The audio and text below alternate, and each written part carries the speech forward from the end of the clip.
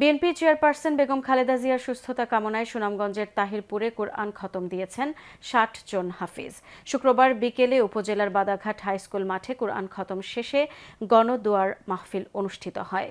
তাহিরপুর উপজেলা পরিষদের সাবেক চেয়ারম্যান ও জেলা বিএনপির আহ্বায়ক কমিটির সদস্য কামরুজ্জামান কামরুল এই কোরআন খতম ও দোয়া মাহফিলের আয়োজন করেন। কামরুল সুনামগঞ্জ ১ আসনে তাহিরপুর জামালগঞ্জ ধর্মপাশা মধ্যনগর বিএনপির মনোনয়ন প্রত্যাশী। বিকেল ৩টা থেকে মাঠ প্রস্তুত করা মঞ্চে ৬০ জন হাফিজ কোরআন খতমে অংশ নেন।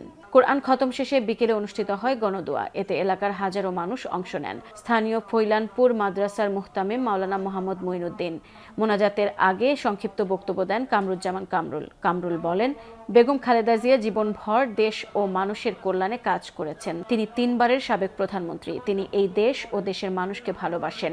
মানুষও তাকে শ্রদ্ধা করে। তাই দেশের মানুষ তার সুস্থতার জন্য মন প্রাণ উজাড় করে মহান আল্লাহর দরবারে দোয়া করছে।